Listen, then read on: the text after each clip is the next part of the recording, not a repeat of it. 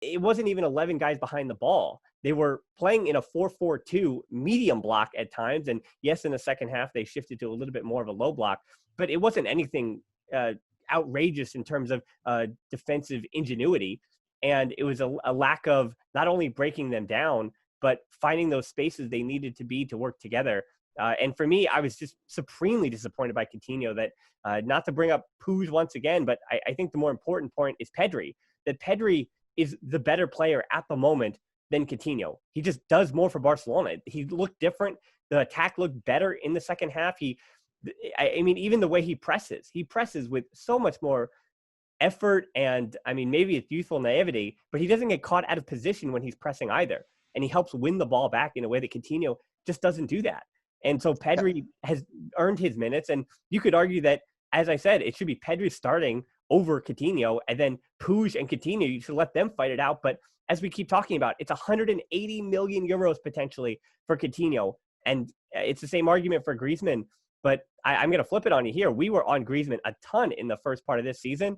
But, I mean, Coutinho, his price tag is even higher. Yes, and the thing is, we need to forget about that price tag, because otherwise we'll just be banging our heads against the wall every single time. I think that the price tag that we paid was expensive at the time. Seems extortionate now based on what he's produced in the last 2.5 seasons. Coutinho cannot play as a winger for Barca. I think that was quite clear the first time round. And the second time round, it's just proving itself again. When Coutinho has played well this season, which happened a little bit at the beginning, was when he was playing as a number 10.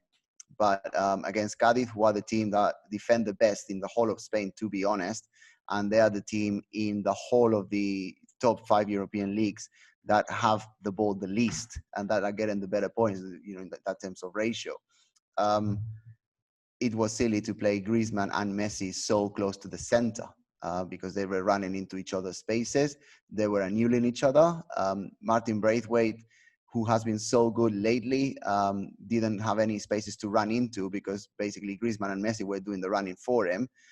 If you add to the mix that there's another third number 10 in Coutinho starting from the left wing, that you can start wherever you want, but if you're going to drift towards the middle whenever you've got the ball, and he didn't really even have it that often, then it just gets too congested. So Barca lacked a lot of width. I think the player that gave the most width was Serginho. Jordi Alba did not have his best game, even though he did try.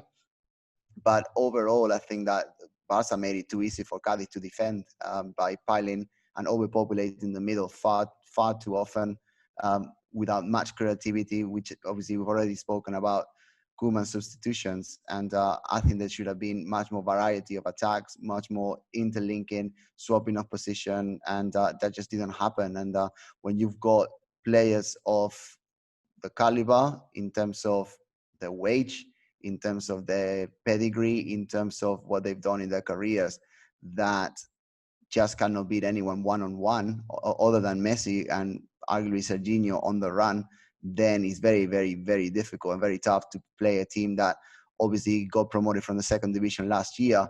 They are, reeking with confidence, and they don't forget they beat Madrid as well. Not to make any excuses, but they did.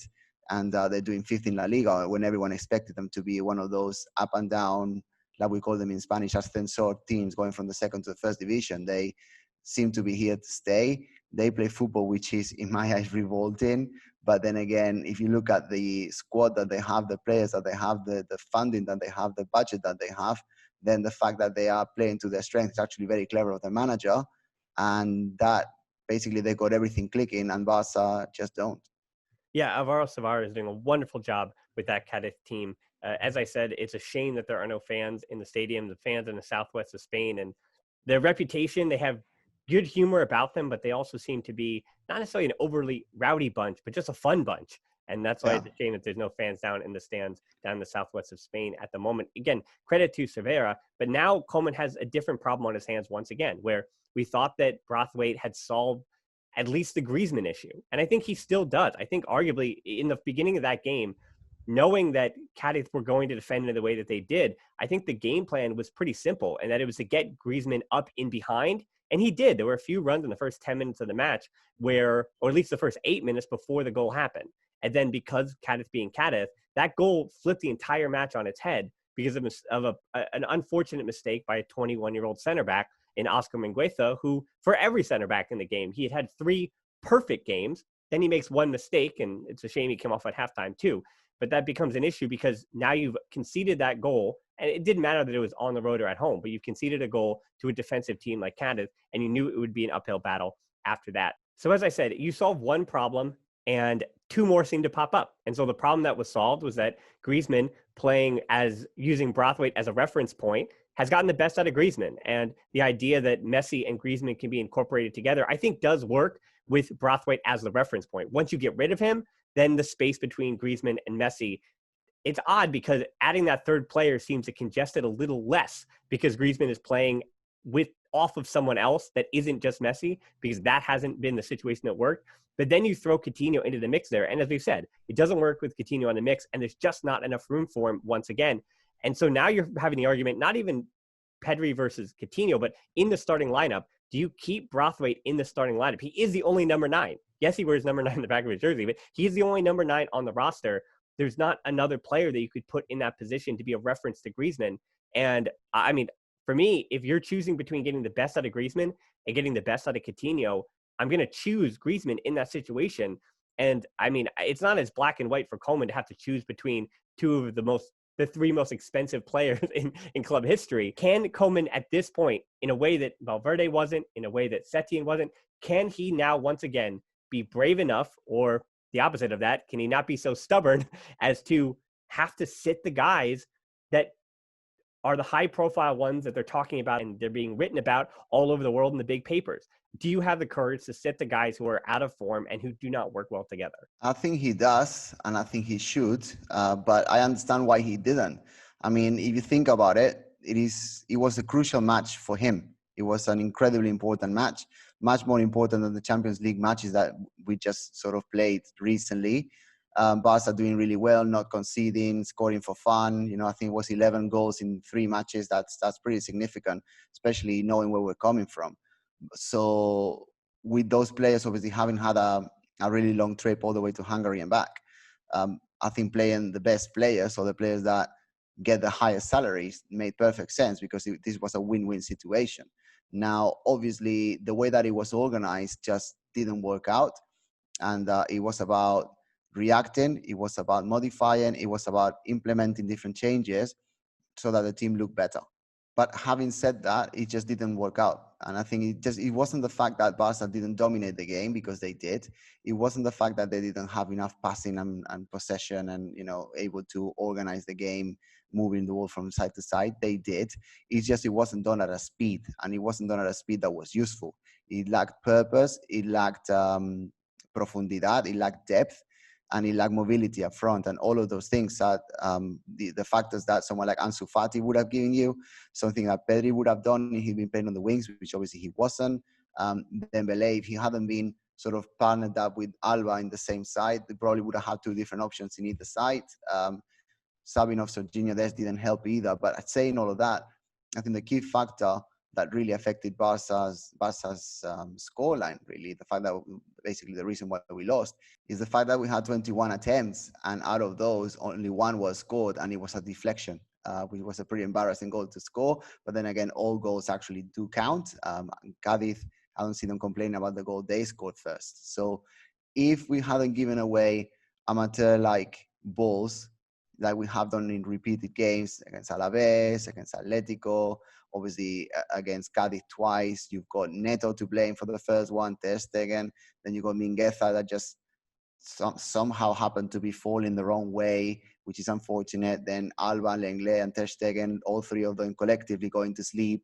And then, having these incredibly stupid goals scored against you. I think that second goal there against Cadiz, the mistake between Alba, Lenglet, and Ter Stegen, honestly, I don't mean to be overreactive here, but that was one of the most embarrassing goals in more than 15 years of watching Barca games that I have seen. I mean, because it was not even an individual, because even Ter Stegen against Atletico Madrid, where he gets caught out by Carrasco, that is merely just a shot of blood to the head. And a mental error that happens in a split second.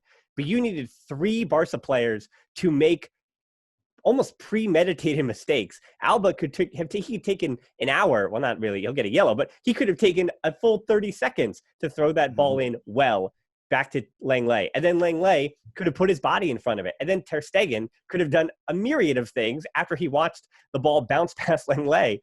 It was, for me, it was a collective that I had not seen. And I mean, for me, that one completely sums up the season so far. And so I was thinking about this, Francesc, as well, when that second goal was scored. If Barca were in form and having a good season, we'll say, and the same players were clicking or in form or whatever it may be, is that goal scored at all? Or is that goal merely one that is scored because Barca aren't themselves? Because this is a weird season, and those are the kind of goals that Barca give up in weird seasons. Well, possibly, but the thing is this not what Barca do lately? When I say lately, the last 3-4 years, because a goal that has so many players messing up so badly, just the latest one I remember is the one in Liverpool when everyone went to sleep in the corner. It was not a match of that importance, but if you think about it in the context of the current season, this could have been the turning point for Barca in La Liga. This could have been like un cojín, like a little cushion for Koeman in the domestic competition to actually say, we're bouncing back. We're winning in Cadiz. We're 9 points behind Atletico with 2 matches in hand, 2 matches to play that they won't have, and Real Sociedad as well. So, you will be coming closer to the top, and, everything's hunky-dory, everything's back to normal. But to mess up so badly is mind-boggling, and is not acceptable. It is embarrassing, and it's not something that should be happening. I read some comments in the group the other day, and someone was saying that we were too pessimistic in the last podcast. And well, here we are again. Not being pessimistic, but we have to say what we see. Now, I've been following Barca for over 30 years. I've seen this before. This is the worst Barca La Liga start in 33 years, but it's not much better or much worse in this case than the Lorenzo Serra Ferrer season in 99-2000 or the Luis Van Gaal in the, I would say, 2003, 2004, 2002, that's those sort of years. Yep. It was a season in which we didn't really have any players doing incredibly well. Maybe Rivaldo doing well and sort of carrying the team a little, like Messi somehow carrying the team now, but not having the impact or not having enough impact on a collective sort of level to take the team forward. So I know I say every week, this is a transition season, and it still is, but it's reminding me more and more of what I've always referred to since I started writing for Barca Blog around 12 years ago as the dark ages of the Van Gaal era, is that there were players that were valid, there were players that were good on an individual basis, but when they get together, when they play collectively, the unit just doesn't click. And I know he gets a lot of flack, but I think that missing Gerard Piqué in the center of defense, it really is affecting a lot. So all of the people that really criticize Piqué for whatever he does, I don't know how they're feeling now that the team is basically crumbling when he's not there. Of course, he's never going to be Carles Puyol in terms of leadership, but he does understand what a game is. He does understand what it takes to win. He does understand how to slow things down when needed. He does know how to press the referees, to be honest. And he's got more charisma, more stature, and he's more respected than, with all due respect, Lenglet and Mingueza that we've got playing right now. So I think that the team lacks leadership in difficult moments. And of course, we lost in Liverpool and Roma and wherever else with Piqué on the pitch. But I think that having Piqué, a fit Piqué, who is mentally ready, is always going to be a plus. And I think that we're missing him right now. Yeah, you brought up a lot of good points there. I want to add the 2006 Rijkaard at his final season as well. It gets that feeling in that there certainly is a change of the guard coming. And people have been talking about Messi's motivation and all the things that have happened off the pitch that involve Lionel Messi at the club and his disposition. And it's not a matter of me calling out his captainship or saying he's not dedicated to the club, because that is what he is. But in the sense that he has himself said, maybe it was time for me to have moved on. Maybe it's time for a new generation. There's things that are just systemically not working here at the club.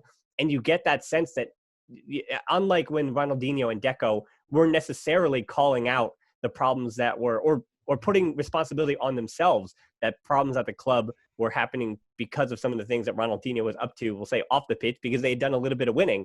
I'm not comparing the lifestyle of Ronaldinho to Lionel Messi, because they're night and day. It's not the same thing, right? They're completely opposite.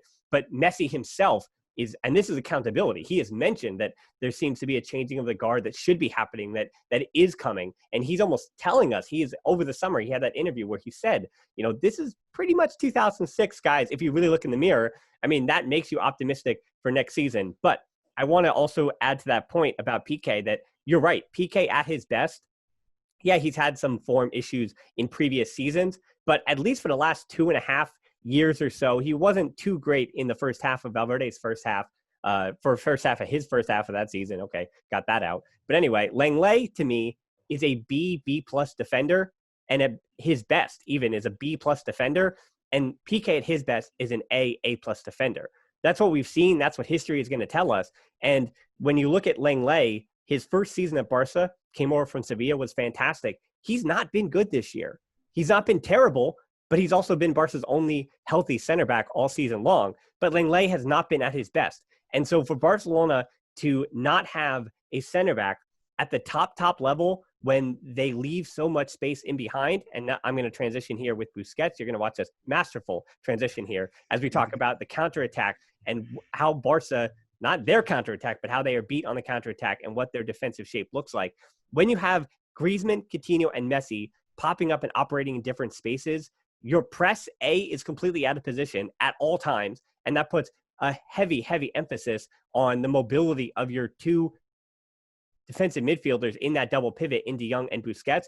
But it also, as we continue to talk about, puts extreme strain on your two center backs if you have your fullbacks up high and wide, which is what Alba and Dest are. And we've admitted that having Dest and Alba push high up the field is the appropriate spacing that is required offensively to pull out those low blocks and to create those spaces in for a number 9 and Griezmann and Messi and the like in that attack. So we admit that the fullbacks need to be that high, and that means you're going to have to give something up. You can play that high line, but you're going to have to make sure that your center backs are getting back and tracking well. And Lenglet just hasn't done that this season. His positioning has been a little bit off, and he doesn't have the foot speed that Araujo has. And I've actually been pleasantly surprised as well with the closeout speed of Mingueza. I think his positioning has been pretty good on counterattacks, but Mingueza and Lenglet are both not top speed center backs. And they also don't have the tactical positioning, because for as much as you get on PK, his positioning is largely correct on counterattacks. That's what helps him be that final line of defense. So I just want to add that too. And now I'm going to transition to talking about the issues with Busquets, that I didn't think Busquets should have started this game. I thought even though he played midweek for 90 minutes, he's still played, I think, less than 350 minutes on the season in Alenya. I thought he and De Jong should have started together, with De Jong even operating a little bit lower in that double pivot on the field, and Alenya just a bit farther in front of him, almost acting as an interior. But I'm not going to give away a 4-3-3, but in build-up, something that looks like a 4-3-3, even though it is a 4-2-3-1. All that said, though, even though Busquets started in the match, maybe he shouldn't have, he was the second best player on the field behind Messi. He was. I mean, I was arguing with people online because he's had a bad season, and you and I have agreed that he shouldn't be the out-and-out starting 11 starter. I think Pjanic and De Jong are a better double pivot in terms of their legs and accessibility and combining between offense and defense and the transitions that happen on the field. When you have a game that needs to have the pace controlled, Busquets is the option. He's been the option. We saw I'd say his second best match of the season was against Juventus in that 2-0 win, where he completely dismantled Juventus using the pace and just changing direction in a way of the match rather, and being that focal point and setting the tone in a way that Xavi used to, in a way that Busquets used to. And he hasn't done that at all this season by and large. But he started this match, second best player on the field, 133 touches. I'm not even talking about his accurate passing percentages. He had over 107 completed passing. People are going to get on that he gave the ball away 16 times, but he also won the ball back on 10 different occasions as well, and only lost a few of those duels. The reason Barca were in that match, even in the second half, because you mentioned when Dest came off, Barca changed a bit. Actually, I thought Busquets, who also came off in that substitution pattern, when he came off, Barca were dismantled in the same way, and they looked just as lost when he was replaced by I believe it was Pjanic. So Busquets, you can say he was bad this season, but he was good yesterday. I think one of the problems we have as culés when we talk about these legends is that we say, oh, he's done. It's the same thing with Rakitic. Once it felt like the fan base had turned on Rakitic, he couldn't have a good performance, and it wasn't going to happen. So I want to stop there in that Barca as a whole gave up 2 fluke goals to, I agree with you. It's one of the best defenses, not only in Spain, but in European football. 2 fluke goals, and then you're going to tell me that Busquets was terrible. I mean, he can't cut out counterattacks anymore like he's supposed to. I guess my big point here about Busquets is that you can talk about the bad games when he has them, but he was one of the best players on the field yesterday. And just because his time is fading, even though he's galloping his way into the horizon, into the sunset, it doesn't mean he's gone already. So you have to be able to recognize when he does have a good performance. He was good recovering the ball. I think that he was his usual self of the last year, 2 years when on possession.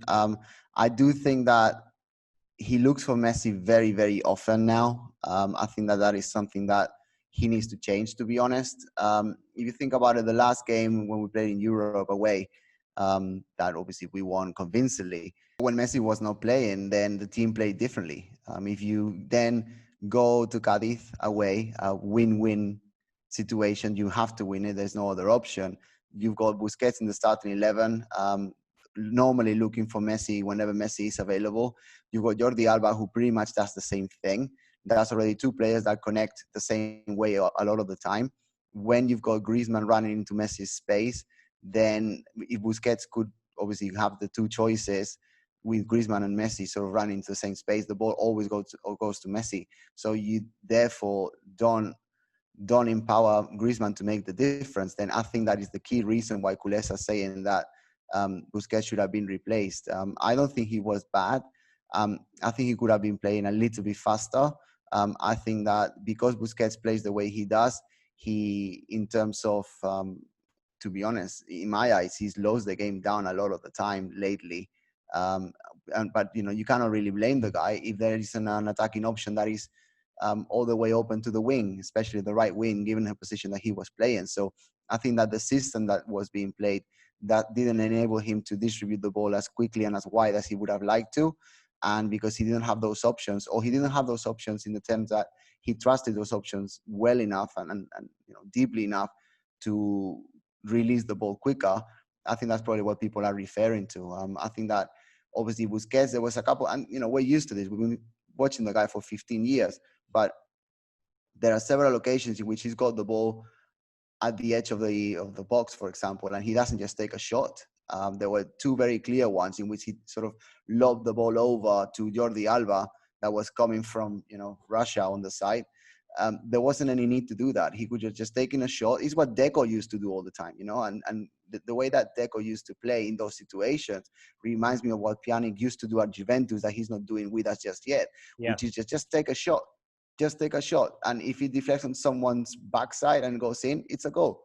And that in those situations, I think that Barca are lacking that, especially when you're playing against a team that, with all due respect to Cádiz, they sort of just park the bus. I'm not simplifying it a lot, but defensively they were really solid. They had a big concentration of players in the middle, and I think that when you're already sort of hurting your attacking ethos, your attacking system by having the double pivot playing against Cádiz, which is a completely different story. Then that's why I said a 4-3-3 would have been more effective. To be honest, I think that a good coach halfway through the game would have gone for a 3-4-3 at some stage. You take away a defender because that these guys are just trying to hit you in the counter.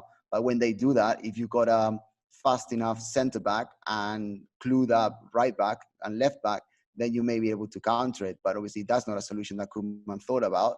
Well, honestly, though, that's kind of that was kind of the shape they ended the match in. They kind of ended, Barca did, in a 3-4-3. Yeah, at the end. Desperate.